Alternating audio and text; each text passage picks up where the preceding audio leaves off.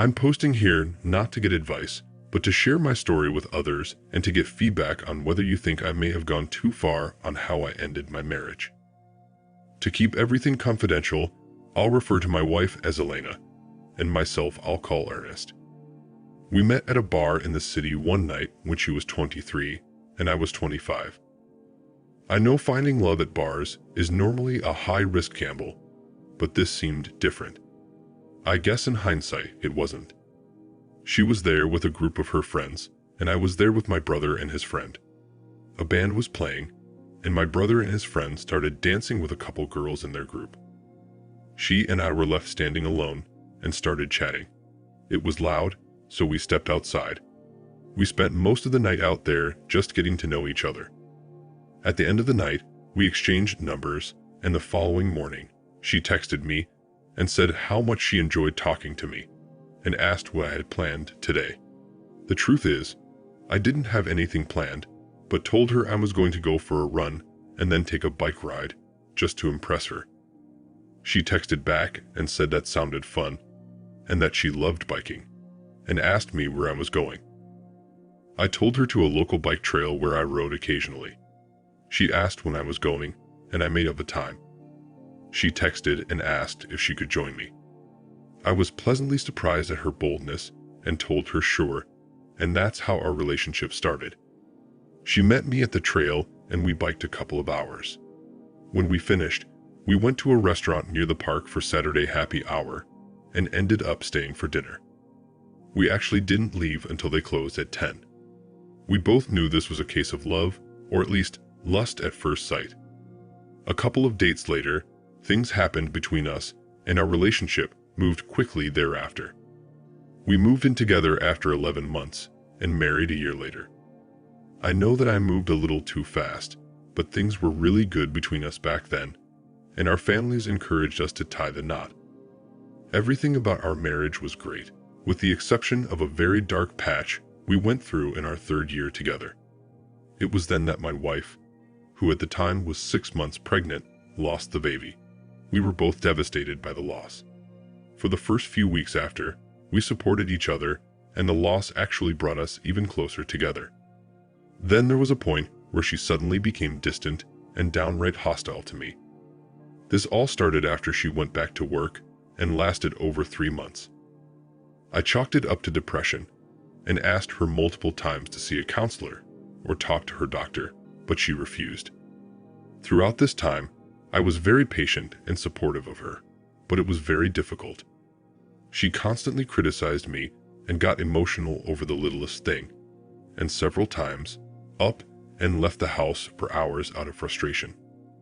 She refused all intimacy and was withdrawn, spending most of her time texting back and forth with friends and her mother, or so I thought. Both our families noticed it too and asked her to seek help, but she refused and told them to mind their business. Things got so bad that I reached a breaking point. I had a heart-to-heart discussion with her and told her if she didn't change, I was leaving. She apologized and asked me to stay, swearing she would try harder, and equated everything to losing the baby. During the weeks that followed, she was better. The arguing stopped, but she was still distant, and we had limited intimate encounters, telling me it just didn't feel right or it was too soon. Then, out of nowhere, I got home one night and she had a dinner waiting for me, complete with flowers and wine. She met me at the door and told me how sorry she was for how she'd been acting.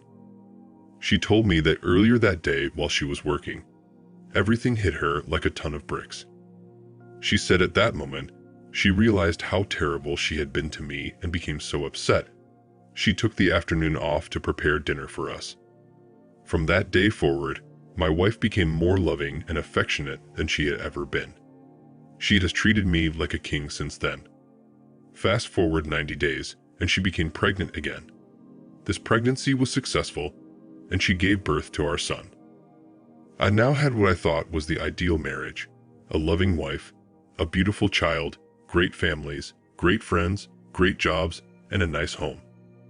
Life was indeed good. That all lasted until one fateful Saturday morning 2 years ago now.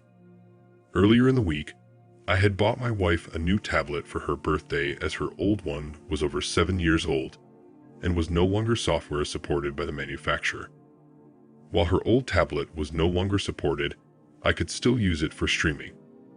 I thought I would put it in the garage on my work credenza and use it to listen to podcasts and satellite radio while I'm working out there. I looked around for her tablet and finally found it at the bottom of her underwear drawer. Strange place to put it, but I didn't realize why at the time. I took it out to the garage and powered it up, and when I did, a messenger application came up. She was still signed in, and I could tell from the message dates she hadn't used the app for nearly 3 years.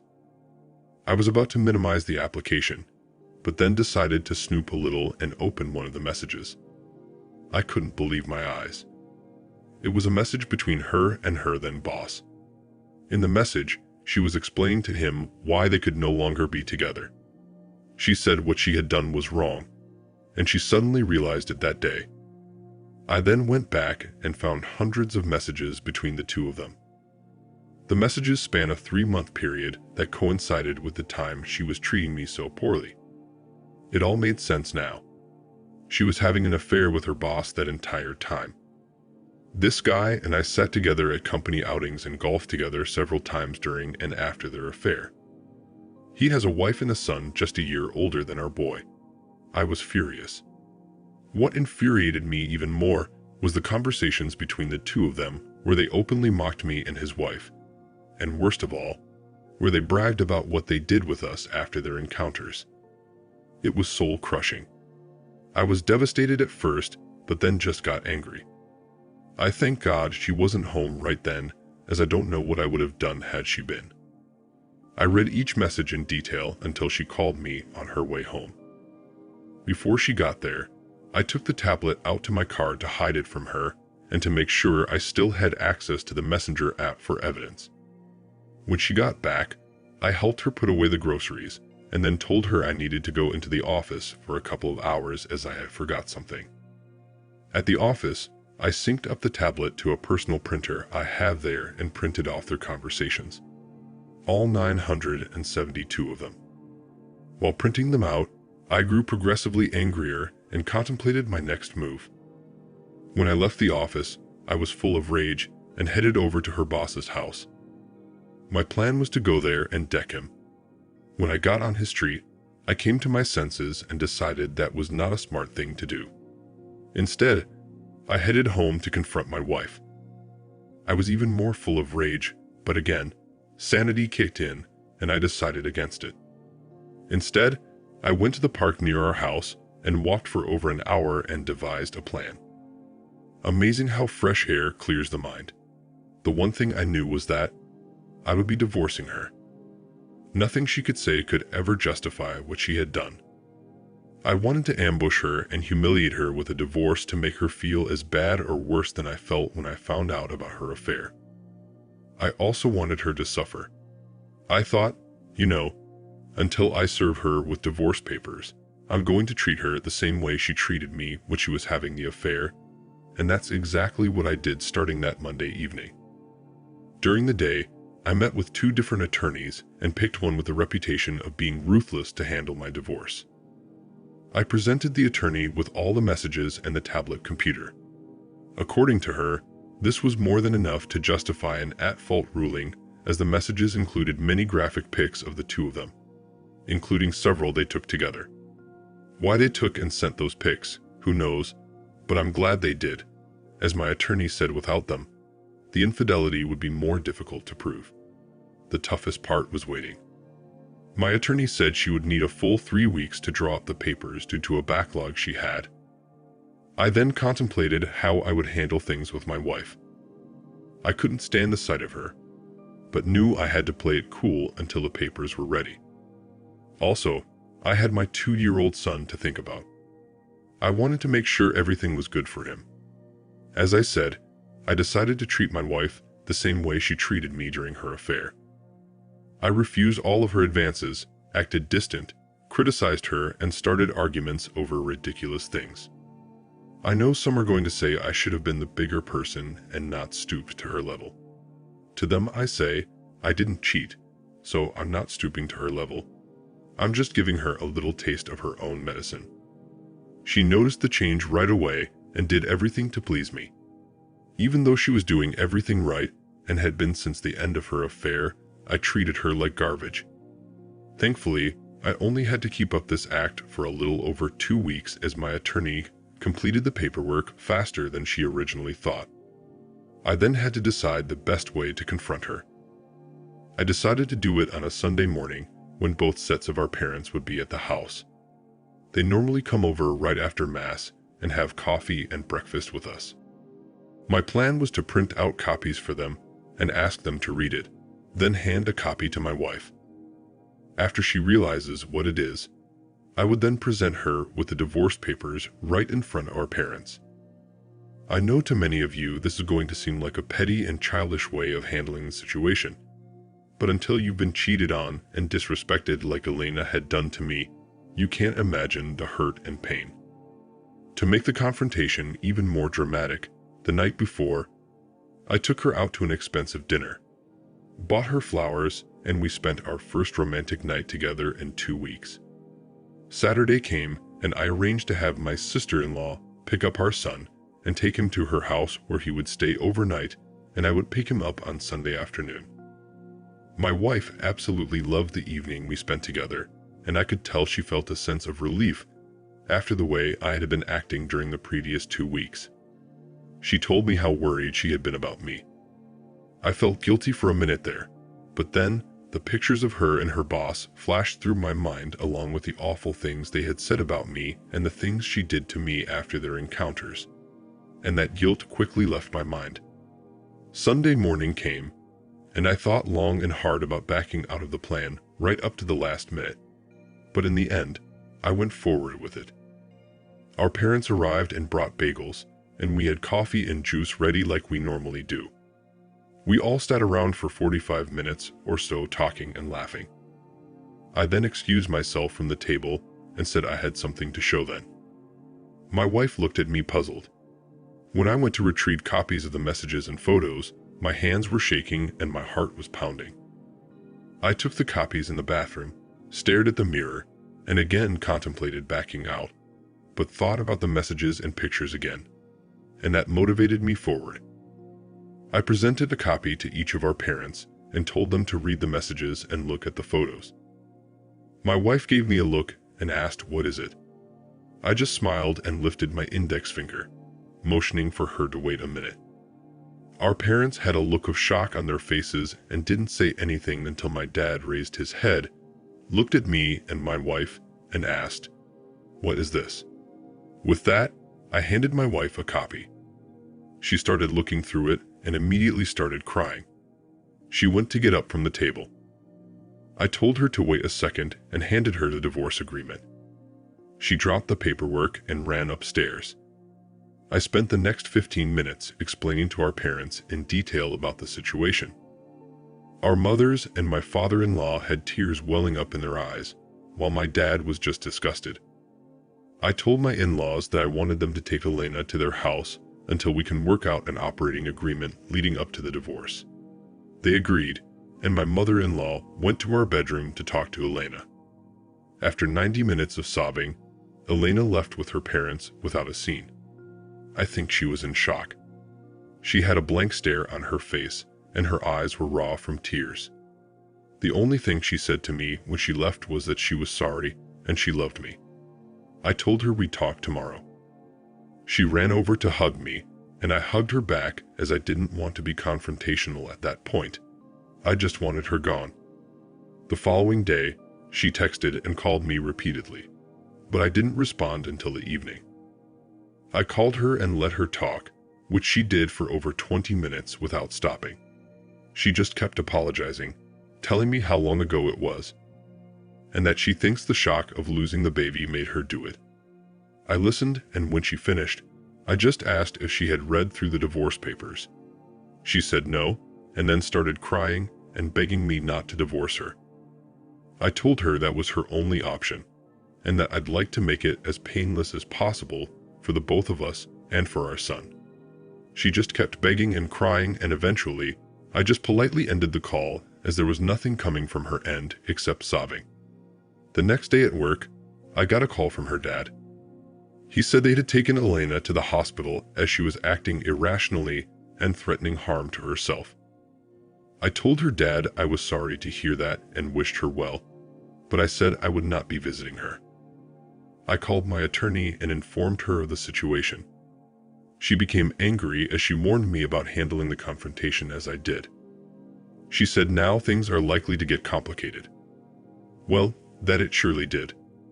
Elena remained in the hospital for 5 days and then was put into an intensive regimen of outpatient therapy after she got home.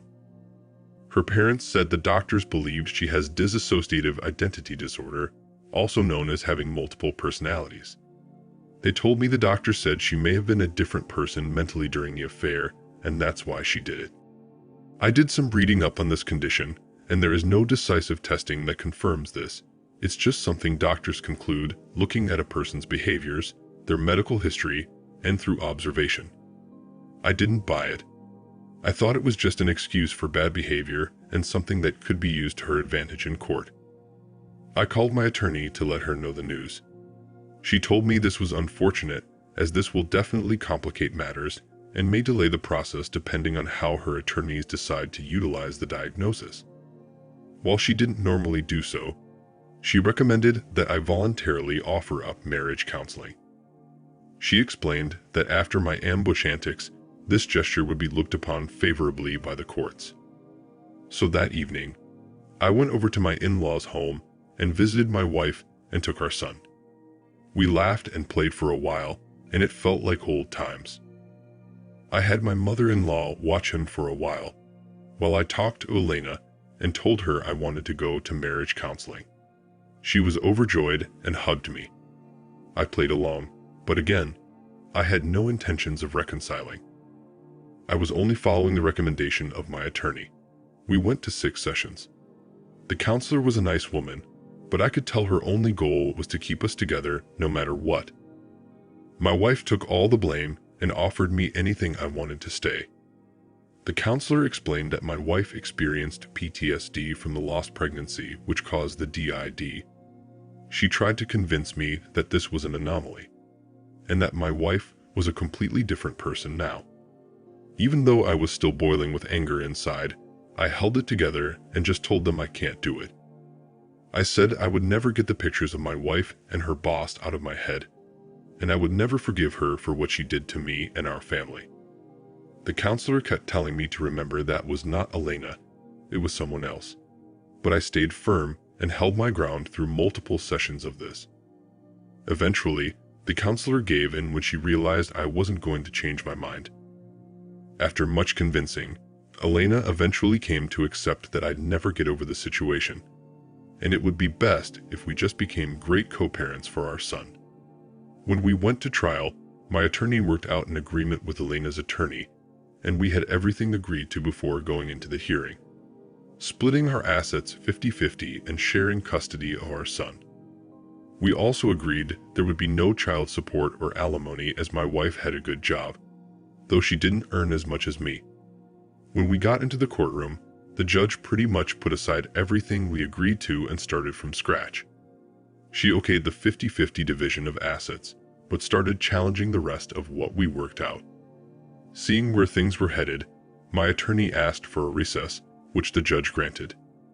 She then explained to me that we would need to enter into evidence all the chat messages and photos, as well as discuss my wife's mental diagnosis in order to have any shot at getting 50-50 custody and no alimony.